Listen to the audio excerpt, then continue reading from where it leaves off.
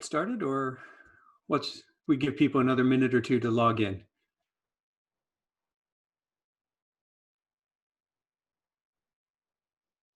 Okay, well, good morning, everybody.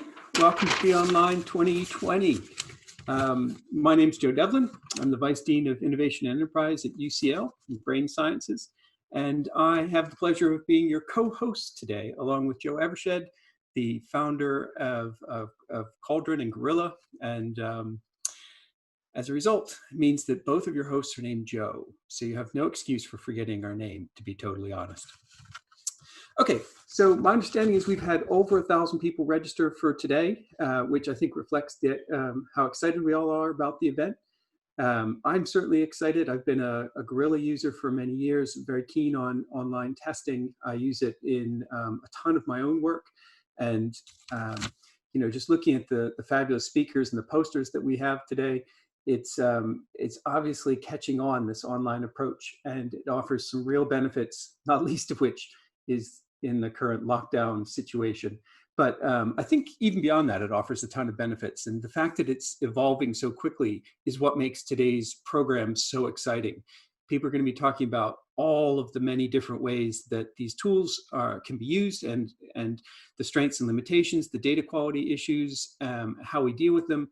And for my mind, this is just an extremely exciting topic. And today's speaker list is a really impressive group. So I'm looking forward to hearing what everyone has to say. Let's see, just in terms of structure for the day, what we're going to do is we're going to run these in sessions. There are going to be 3 to 4 speakers in a session, and they'll talk between 10 and 15 minutes. It depends a little bit on the number of speakers in the session. So in the first session, for instance, they'll be speaking for about 10 minutes. After their talk, there'll be time for 1 or 2 questions. And what I would like to do is encourage everyone to use the Slido platform. So it should be show up on the right of your screen. If you have a question either during the talk or towards the end of the talk, feel free to just put it into the Slido, and then either Joe or I will put it to the speaker at the end. We really only have time for 1 or 2 questions at that point, but what we really would like to encourage you to do is to go to the speaker's corner, where the speakers for the morning session or the speakers for the afternoon session will be available for much more in-depth Q&A, or hopefully actual discussion among the community as we get going. So we do want it to be very interactive. We have a ton of great talks, so we need to try to get through them. Let's see. The other thing I wanted to point out was that over lunch, there is time for lunch, but over lunch there is a great set of posters to go to and to see. They've been up since I think last night, so maybe you've had a chance to see some of them. I've had a chance to watch about half at this point, and I've been seriously impressed. They're really good. I wasn't sure how a virtual online poster session would work, but the quality's been extremely impressive. So you can not only watch the videos, but then there's an opportunity to chat with the person whose poster it is. So like a poster session, it can be interactive. Hopefully you'll still be able to see the posters, unlike a real poster session where you tend to get stuck behind some big bloke who's clogging up all the space and you can't really see what's going on. Maybe that's just my experience. Okay. I should also like to just take a second to personally thank all of the sponsors. So we have Sonus Systems here today, we have Prolific, we have Gorilla, Cauldron, as well as UCL Psychology and Language Sciences.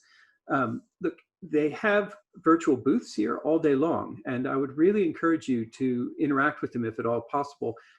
All of us have questions for these groups, right? I mean, we use their tools all the time. It's an opportunity to ask them, those questions that you've been wondering about, or why certain features, are used in particular ways, or whether there's opportunities for new features. All those kind of things are perfect types of interactions, and they're here today specifically to talk to us, the community, who are using their tools. So I would very much encourage that. Let's see. Yeah, I think I would like to hand this over to Joe Evershed, who is the force of nature behind Gorilla, and as I said, our co-host. And Joe, are you? Yeah, there we go. Hi, Joe. So great to see you here today. Thank you so. Thank you so much for agreeing to co-chair this with me. That was a weight off my shoulders when I asked you about a month ago. We make a really great team, Joe squared. Yeah, I'm really excited today. Obviously, it's been a lot of work from my team putting it all together, getting all the speakers. None of this would be possible without the speakers who have given their time so generously to create their talks and to share their research. Session 1 is going to be really exciting. The way I've organized it is as a sort of like buffet of online research. I know for a lot of people, coming to online research, the COVID situation has meant they need to sorry, somebody's just trying to join our room, so I just want to let them in and stop their video. This is as we're getting used to this. You see, you can tell this is live. We're still making little mistakes, and I think that's going to happen today all around the place. Nobody needs to worry about it, do they? We're all one research community. We're not professional broadcasters. We're not running a news show. Nobody's life depends on it. So there's going to be lots of little hiccups in between things. But what's important is at the end of the day, we've all learned an awful lot about online research. Now, what was I saying? I was talking about, for a lot of people, they're going online for the first time because of the COVID situation. And so this very first panel is just to give you a flavor of what's possible. I've got 5 researchers, Emma, Gwen, Miles, Gabe, and Max, who all study different domains. So we've got memory, language, social psychology. Gabe's going to be talking about cognition and also working with teenagers. And Max Rowledge is going to be talking about metacognition. You know, they have different methods. They'll have different challenges. I'm particularly interested in hearing from Emma about how you take memory research online. I know that's a real struggle. Like, it leaves you thinking, well, how do I know that the participant isn't just, you know, writing stuff down? And I know there are lots of clever tricks they use. So that I'm really, really interested in. So after the buffet of online research, just to get us all in the right place, we have a heavy duty session. This one's going to require our best thinking, and that's the many faces of data quality. We've got Alex Irvin talking about timing accuracy. He's been an absolutely amazing PhD student working for us part-time and for the MRC CBU as well.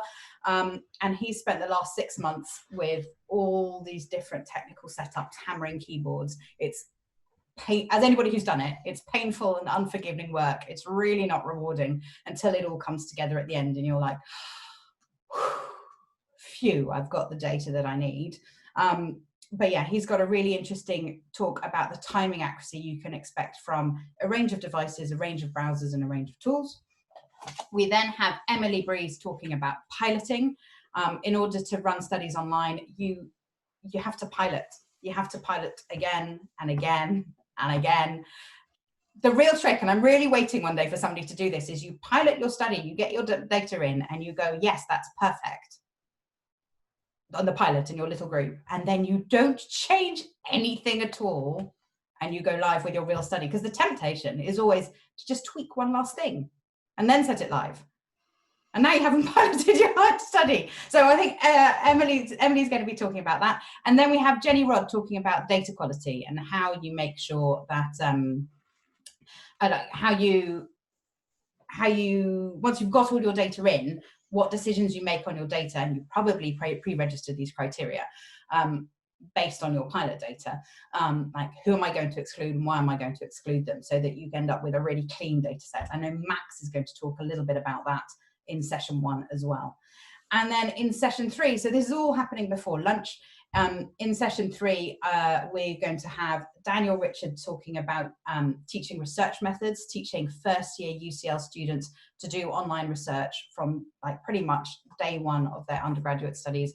I think that's extraordinary that they can take their research online and start being creative scientists right at the beginning of their undergraduate degree, rather than studying I guess, the history of psychology, what other people have done. You know, they really turn into experimentalists right at the beginning. Then we're talking about Shane Timmons, who's been doing extraordinary work on policy. One of their studies, they agreed their research questions, set it all up, put it online, got all their data, had their first results. That time from agreeing their research questions to data was 10 days. Isn't that amazing? So he's got preprints out about COVID and government messaging for the COVID crisis. I just like that really changes the game in terms of the value that behavioral scientists and behavioral economists can bring to inform government policy in real time, and to check and to add that our insights to improve people's lives. And then we've also got Dorothy Bishop talking about using games for experimental psychology when working with kids. So that's a new frontier as well. So that will be super exciting. And then we get to lunchtime, and I don't need to tell you about the rest of the day yet, because the rest of the day is going to be awesome too. But hopefully that whets your appetite for the morning. Now we've got 4 minutes until 9:15. Joe, is there anything else that you want to say at this stage? Well, it's having had a chance to look at some of the posters. I know that it's happening over lunch, so the temptation is to take a break, because it's a long day and it's really there's so much going on. But what I would say is I would really encourage people to definitely take a break, go grab a coffee, grab some food, but come back for the posters, because there's such great material there.